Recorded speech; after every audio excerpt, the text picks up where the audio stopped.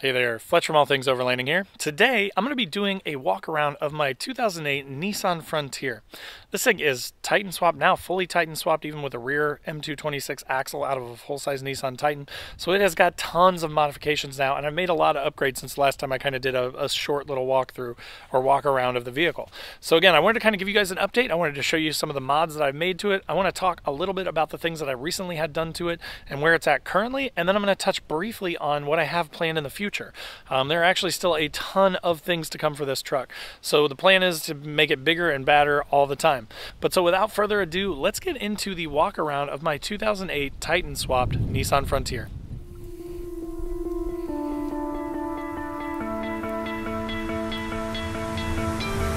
You stole my heart of gold after my silver soul. Can you dig any deeper now? I gave you all I own, put you on this golden throne, but I'm a little stronger now. You cashed in on my promises, you know I'm too generous. Now I've learned to never help you out, 'cause I'm done cleaning up your mess.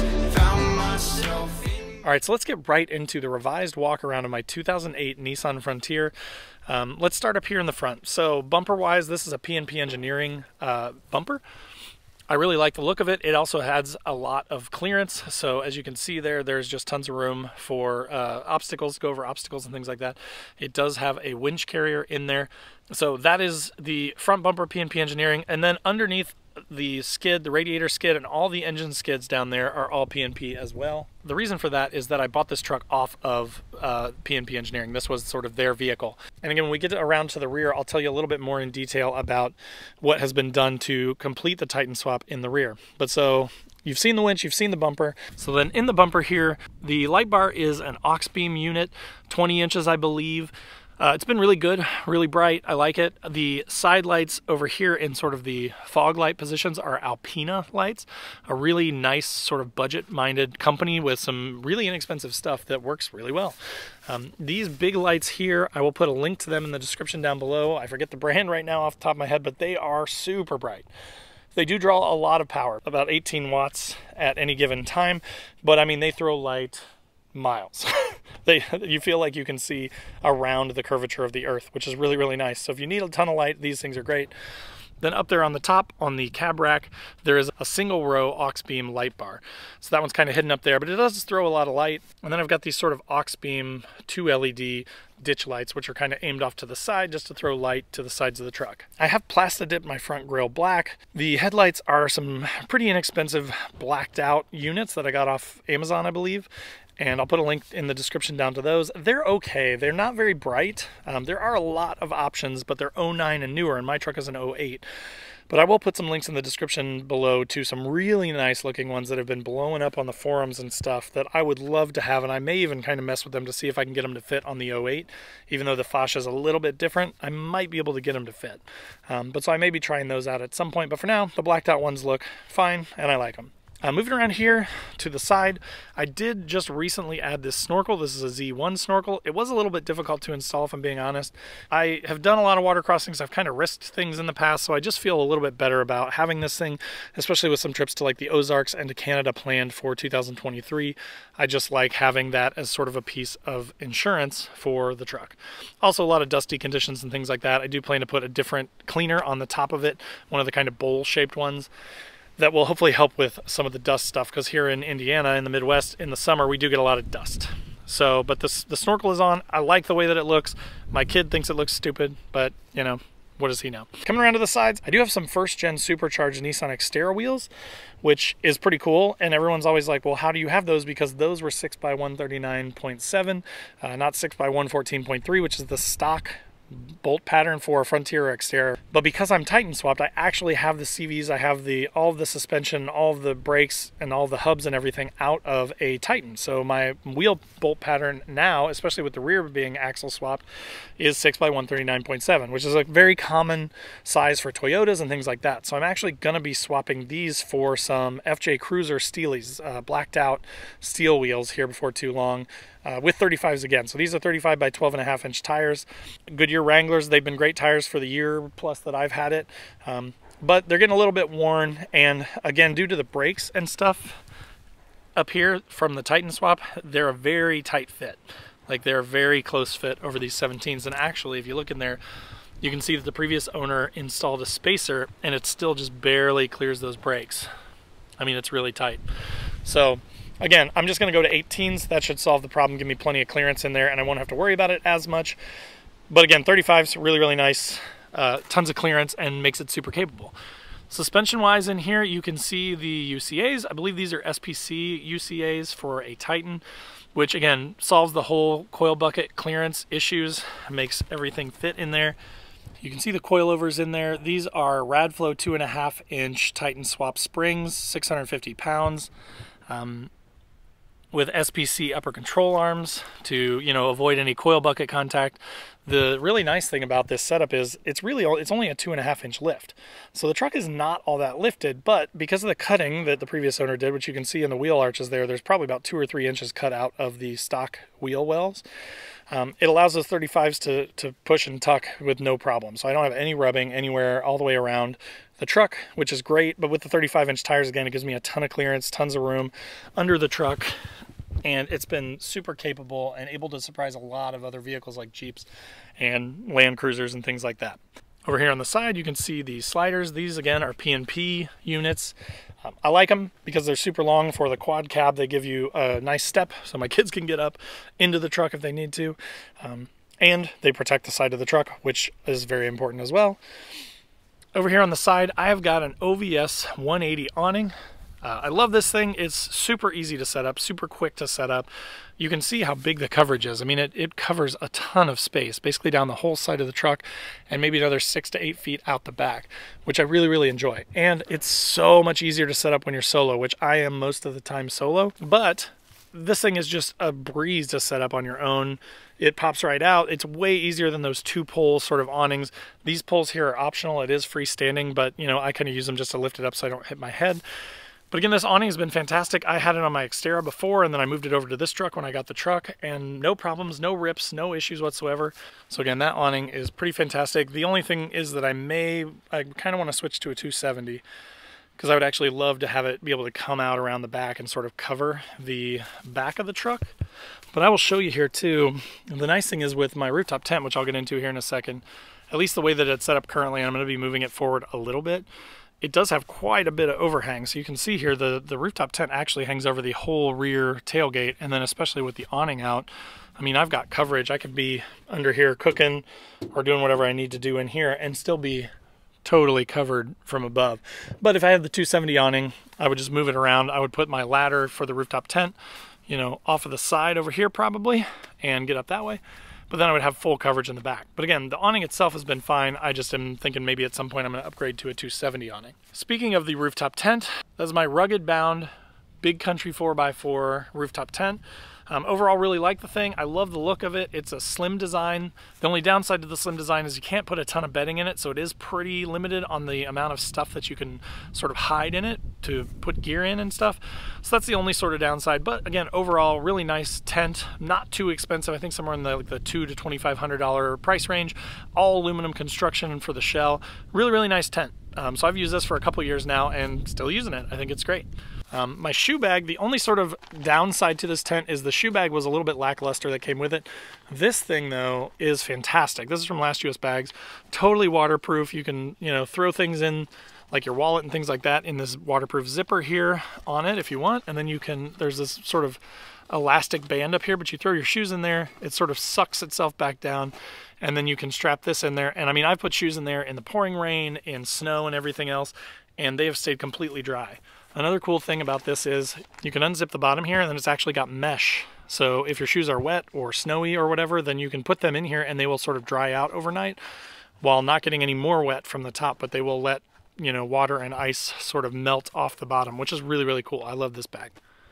Coming over to the side of the truck here, I do enjoy a cold adult beverage when I'm at camp, so I did install a can crusher on the side. And I'm actually using my model infinity loop here. So this thing's a pretty cool piece of kit. It's basically this little metal buckle and then this strap that just has a bunch of holes on it. So you can completely adjust where you want it to go and then snap it in and it'll hold stuff. So it keeps this from opening up when I'm on the road, but kind of just nice. I have this thing on here when I'm done with a can, you know, I can crush it so that it takes up less room in my trash bag, which I really enjoy. So I'm liking that quite a bit. Also right here, I've got my diesel heater currently on this rack, which I'm getting ready to replace this rack with an extrusion Overland rack, which has a ton more customizability and things like that.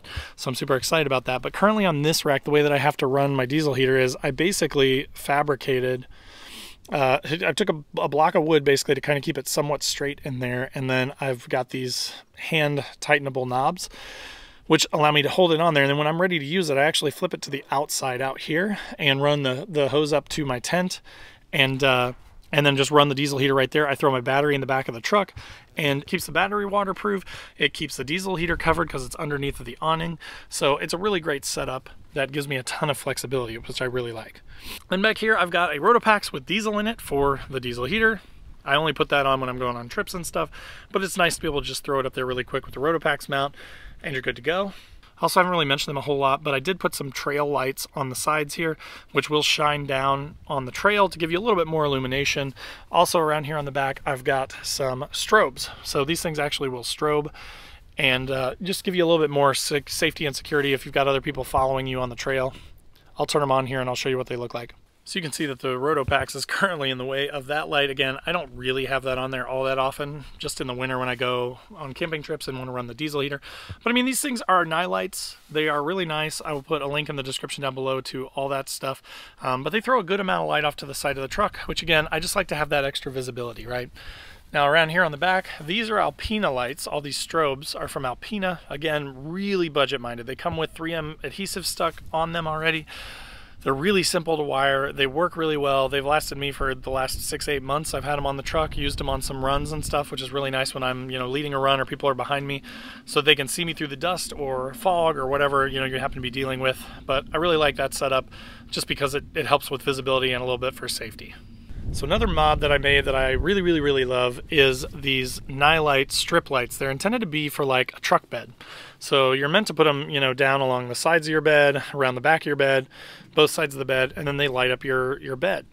But since my rooftop tent is up here, now it's kind of just thrown in here, right? So apologies that it's kind of messy, but it does the job. So they're basically, they come with 3M adhesive on them and they just stick to the bottom of the rooftop tent. I've got one strip running down each side and then one that kind of runs through the unistrut back here.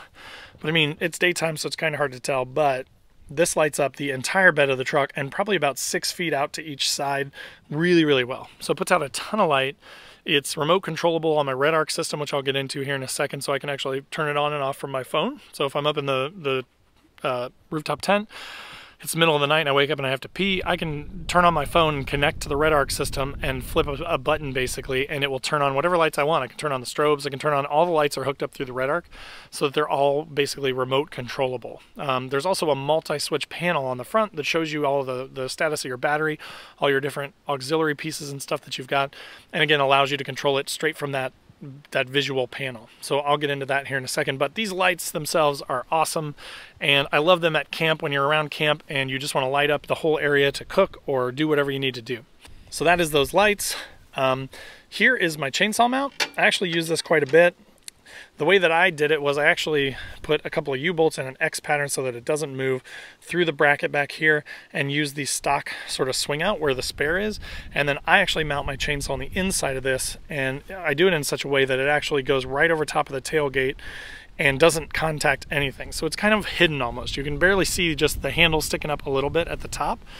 But I really love that setup because it just takes advantage of some space that is otherwise being wasted. It's not ostentatious, it's not on the outside, it's kind of almost stealthy the way that it's mounted in there. And again, it's using a space that otherwise would just be completely wasted. So I really, really like that. Also in the back here, I do have a decked system. Currently I have a leak in it, which I can't quite figure out. I've taken the whole thing apart and RTV'd all the bolts and nuts and everything. And I'm still getting a leak in it. The rooftop tent does keep a lot of the water off of it. It basically acts as a roof over top of it, which that has helped quite a bit. But it's still leaking a little bit, so I'm not 100% sure what I'm going to do. I may be just pulling it out and going a different direction. But for now, I've got it, and I will say that I really like how much storage there is in these things. So, you know, I've got my Camco leveling blocks in here. I've got a folding toilet, an axe. I've got a basically like a locking bottle jack back there for if I need to do repairs and stuff. And I've still got tons of room, right? Like I'm barely using any of the space in the big drawer. Then in the small drawer, I've got, you know, fire starting stuff, tools, some toilet paper, because you always need that. Just tons and tons of stuff in there. But so I'm still working on ways to optimize my storage in there, but it's really nice to have that enclosed storage. There are also spots on the side here, and I'll put a card up here in the video to the review that I did on the deck that actually shows you all the dimensions and all that stuff and talks a little bit more in detail about the pros and cons of the decked system. So if you want to watch that video, go check that out.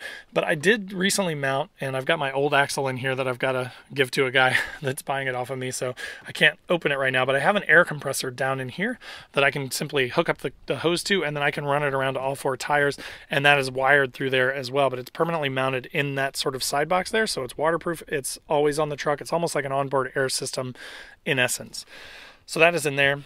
I use these rigid cases for all my kitchen stuff, so that has all of my you know, kitchen gear, my pots and pans, my seasonings, all that stuff is in there. They do lock together, which I really, really like, and they're about 30 bucks a piece. So these things are super budget minded and excellent cases for overlanding.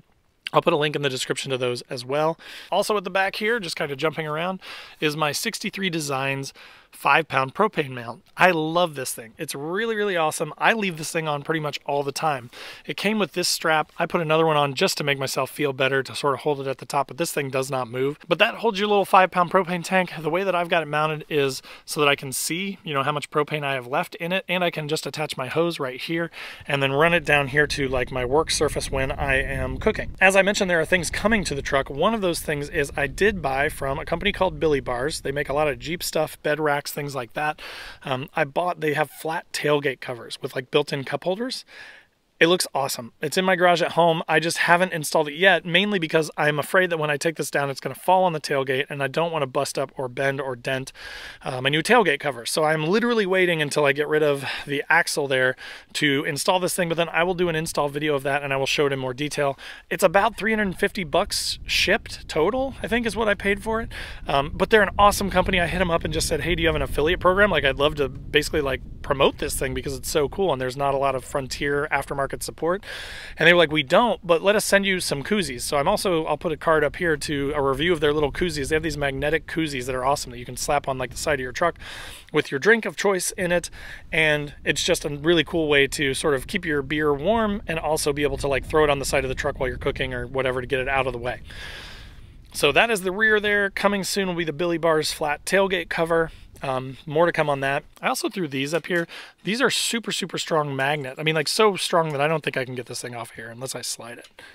Ugh. So they're like super, super strong magnets with little carabiners on them. Oh, yeah, they're super strong. But I just threw these back here because then I can move them around, so I could use them to hang up like pots and pans if I want to dry. But they're so strong that, like, I mean, I've driven on the highway and stuff with these things. They do not move. But I've got those kind of thrown on both sides here so that I can use those just to quickly like hang up, again, like pots and pans, spatulas, things like that. If I needed to run a line and like dry clothes out or do anything like that, it just gives me some flexibility, which I like. Also over here, I have this magnetic mount for my phone. It's the same one that I run inside the truck, but it has super strong 3M adhesive, and I hit it with a heat gun. This thing's been on the truck for several months now, but it just allows me to slap my phone up there. So again, if I'm back here sort of cooking at the back of the truck, and maybe I want to play music, or I want to, you know, watch a YouTube video, or whatever you want to do, right? If you're talking to someone on the phone and you don't want to hold the phone while you're, you know, trying to cook or work back here, I can just throw it up here, which I thought that was a smart idea, just to kind of give me a way to, you know, magnetically attach my phone while I'm not using it or while I'm doing other things at the back of the truck.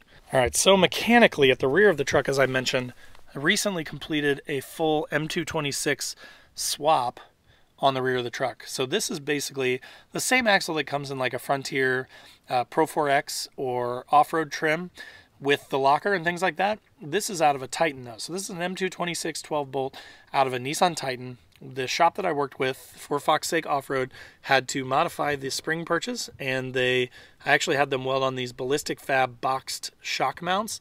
So you can kind of see over there the shock mount. I had bent the previous stock shock mounts, so while we were doing all this, I just had them put on these boxed units because I think they're a lot stronger. They should be able to take a hit. They did have to get some longer U-bolts, and they did that at the same time. And while they were in there, they installed a Spicer E-locker with a switch in the factory position up front. So again, this is just the full width Nissan Titan axle out of a Nissan Titan with the E-locker in it, now fabricated, customized to fit into a Frontier. So I get bigger brakes, I get the wider track so that everything matches front to rear. Also back here, got the P&P rear bumper. It is a high clearance bumper, so you can see how much of the stock sort of side of the bed there got cut off, but it gives me a ton more clearance. I don't rub on anything. I've gone through some pretty intense stuff down in Kentucky on the Daniel Boone Backcountry Byway that like other vehicles had trouble with, and I went right through it, no problem. Especially with the locker, it does pretty much everything I ask of it. So now moving around to the passenger side, I will show you a little bit more up top here. So I do have a WeBoost. That is basically a cell phone booster. I did a review on this. I will put a card up here to that, and I will put a link in the description to the WeBoost itself. I love the thing. It is a little bit pricey at about 500 bucks, but I mean, like, it has made a huge difference on my trips. Gives me a lot better connection so that if I have to get a hold of my wife or my family, I can, which is sort of nice. If you're traveling a lot, I think it's a good investment. The little antenna next to it is actually my Midland MX275 GMRS unit. So that is what that is for. That's the antenna for the GMRS that is permanently mounted in the vehicle, which I will show you the interior here in a second. And then of course you can see the solar panel up there. So I do have this is a Renogy 100 watt solar panel. I've just permanently mounted it to the top. And then the cords for it actually run through a clam there on the roof. And those go into the cab and run into the REDARC system, which then manages the charging of the batteries. Again, this roof cab rack here is from P&P. You know, some of the things don't quite line up on it. I imagine that's how most of these things are. Like on the other side, there's some washers and stuff in here that kind of even it out and make it fit a little bit better. I think what I'm gonna do when I get the extrusion rack mounted, it's actually gonna be a couple inches taller than this, so it should get me up over the cab. So what I'm gonna probably do is cut this much of the rear of this rack off and part of this bracket, and then that will allow me to move the rooftop tent forward a little bit. It'll look a little bit better. It'll be a little bit safer, I feel like, because it does hang off quite a bit in the rear. So then that is going to help me sort of solve that problem. Cutting off, I'm going to modify this cab rack just a little bit. That's also why I mounted the solar panel up there where I did, because I figure I'm going to pull that whole bar out and cut the back of this off to get that up over it. Also, I've replaced the third brake light with an LED unit. I did a how-to that links to it that shows the exact unit. I really like this thing. It's all LED. It's much brighter than the stock, and it was like 30 bucks. So I mean, for the money, it's a great budget-minded upgrade. Or if you've got leakage, this is a good way to replace it. Or if you've broken it, that's actually what happened to mine. Is I cracked it with my rooftop tent, and that's how I broke it. So then I had to replace it because it was cracked. So I've got a video on that as well that you can check out.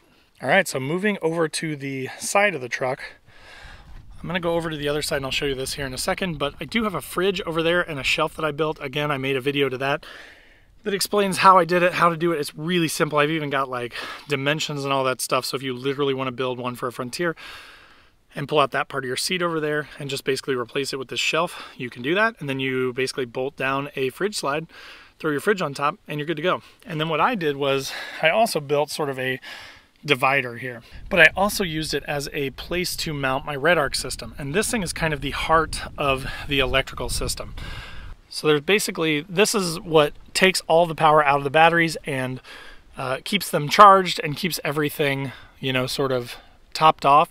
This down here is where you hook all of your inputs and outputs into, and then there are separate fuses for everything, which is really awesome. But as you can see, I mean, I've got, like I said, all my lights and all that stuff are controlled from here. There are also temperature sensors and things like that. I am running one of those that goes into my fridge. You see that white cable there on the corner? That goes into my fridge. So up front on my display up there, I can actually see what temperature my fridge is at to make sure that it's on and it's running and it's working the way that it's supposed to. And then I can also control all of my electrical stuff. I can see how much power is going in, how much power is coming out, and that all runs through this REDARC system back here in the back. It is a pricey unit. This is definitely not a budget-minded thing, but if you're going to do this stuff all the time, do it quite a bit, I think it's totally worth it because it is amazing stuff. The quality is fantastic. Their support is fantastic. And again, the fact that I can like control this through Bluetooth from the top of the truck, from up in my rooftop tent to turn on lights and things like that and turn off lights is just awesome. I love it. All right, so back over to the driver's side. This is my drawer slide, my fridge slide, if you will. Again, I built this little sort of shelf here. It actually mounts into the stock bolts that were used to hold the seat in place. Makes a nice little flat shelf. There is also room back here. As you can see, I've got some hot dog buns back there for food and stuff later, but you could actually store some stuff back in there. And then it's got my fridge here on a slide that just slides right out the side of the truck. So again, it's super easy to access. It will allow you to, sort of open this whole thing up. It's got a light. I love this Iceco fridge. It's been really fantastic for me. Super high quality fridge, holds temperature really well, and very low power consumption. So again, really, really like the fridge. And this whole shelf system here was super inexpensive. I mean, maybe 60 bucks worth of wood and stuff and a little bit of an afternoon to build this thing. Again, go check out that video if you want to see more. And then there are, this is the back of that divider wall. We actually used a couple of distribution blocks to sort of clean up and control all the wires, but then that way you have access to it too. So if you slide your fridge out and something's gone wrong, or I need to rewire something, or I need to add something to the REDARC, I can do that right back here, and it's totally accessible, but it's also sort of hidden away when you slide your fridge back in. So that's the back seat. I do have part of the seat out, obviously, so if you have, kids and stuff, something that you got to consider if you're going to take that apart like that, but overall, for me, it's worked really well. All right, so now going inside of the truck. Of course, I've got a million patches. In the description down below will be links to my patches. I've actually got some patches like this Don't Burn Your Wiener one that I've got for sale. I've got a Newbie Overlanders one. I gave away my last All Things Overlanding patch to someone else, so I don't have that one. I do this Weekend Warrior patch, the jerry can one, so if you want that one's pretty cool. And then, of course, there's my patch, which, like I said, I gave away. I don't have it anymore. So I've got a number of patches up there just because, that's something Overlanders do. Do have a sort of front-facing dash cam that's on all the time in here. That connects straight into the head unit. This is an Eonon unit. I really like these. I've had a couple of these now. Very inexpensive. I think this one's sort of the top of the line, like quad-core type of deal, so it's a lot faster than the old one I had. But even so, it came with the front camera. It came with an OBD2 reader, which again then feeds into here too, so I can use the Torque app to sort of see what the engine's doing to reset fault codes and things like that. It's awesome. And then I also got a backup camera with it as well, and I think it was like 350 bucks for that and all that stuff. So super simple install, really easy to install. Took me, I wired it up in the house and brought it out and plugged it in. It worked the first time. So it's a 10.1 inch touchscreen, which is really nice. It's got a ton of space on there. Then I've got as I mentioned, my phone mount up there, which is the same as the one on the rear, but so I can just sort of slap my phone up there. And then I just recently added this Garmin Overlander navigator to the setup in here, and I'm loving this thing. So it's got this super strong magnetic mount that also charges it. But it's just great. It just works really well. I love having a dedicated GPS piece on here. I got mine from aventuron.com, which I'll put a link in the description to. Great company, great alternative to like the big box stores and things like that. So definitely check them out if you want. Then down here, I've got my GMRS radio. So the nice thing about this is all the controls and all the things that you need to see on this Midland unit are on this right here. So you can actually hide the unit itself. So my unit is actually down under the dash there. So you can't see it, but it's actually hidden up under the dash, and then everything is just on the handle there, which is really pretty nice. I also do have these small sort of LED lights here on the inside, which I set to red to protect your night vision. So here, I'll turn them on so you can see. But so like I use these at night. They're very low draw, almost nothing. They pull almost nothing. But then I've got a couple down there underneath that light up in the floorboards, and then I've got a couple up here. But so basically what I do is when I get to camp, I will turn these on and just leave them on. Since they're red, they don't really hurt your night vision, but you can still see stuff in the truck. So if I need to come over and grab something, again, they're drawing such low power, they're never going to kill my battery. But I just run those in the truck to kind of be able to see around here in the dark when I need to get stuff out at night. So then moving down lower, I've got these Molle panels that I actually got off of a buddy of mine. He's on Instagram. I will put a link in the description below to his Instagram, but you can DM him if you want these. He makes these for Frontiers and Xterras, and they're really, really nice. They're just little Molle panels that you can, adhere with some spacers behind them, and a screw is basically what I did. You could use bolts and nuts. I mean, you could do it a million different ways. And then again, the main final thing that I've got here is this sort of REDARC system. This is, as I mentioned, sort of the brains of the controller that's in the back. So you can see up here, 39 degrees, that is the temp of my fridge right now. This is how I have 95% left of my battery. At the current draw, it will take a full day to sap that thing, basically. And that's if no solar comes in or any sort of inputs come on. If I start the truck, it throws 30 amps at a time into the batteries as well. But then you've got all these side pieces here which actually control the lights. So like you can see, I turned on the lights and the amperage draw has jumped up. It real time calculates how long it's going to take to drain the battery at this rate, right? So I can turn them all on. I've got an inverter that I've got back there. I can kick all this stuff on and off remotely, or I can use an app too. So right now you see over here my fridge is turned on. So I've got my fridge running, that, and then one of the lights, I think the rear lights are still on back there. So that is, basically going to last for a full day right now, running the lights on the bed of the truck and the fridge. I do run a dual battery setup, so I have a 120 amp hour AGM starter battery, which I love. It has like 820 cold cranking amps, so it works really well in the cold weathers that we get here in Indiana. And because it's an AGM, it does allow for quite a bit of draw and a lot more discharge than a typical starter battery. And then in the rear of the truck, under the fridge, is where my 100 amp hour lithium ion phosphate or LifePo 4 battery is. So this is my house battery back here, and then I've got some recovery tools, tire patching stuff back here, etc. But underneath of the shelf is where the auxiliary battery sits, and then it runs right up into the REDARC stuff on the other side of that panel, which is pretty awesome.